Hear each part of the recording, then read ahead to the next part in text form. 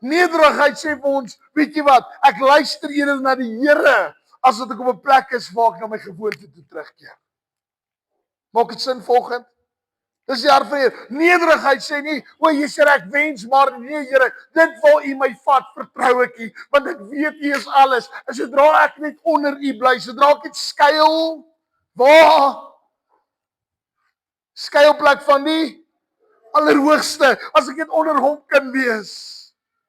Maar waar hy sê, dan sê hy, resist the devil and he will flee, dis wat almal sê. Dis wat die Bybel sê, resist the devil, dis wat die Bybel sê nie.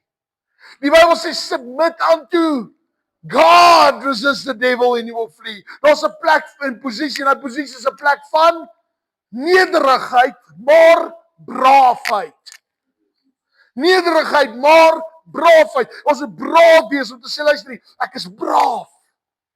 Want God het my geroep. Dis waarvoor ons geroep het.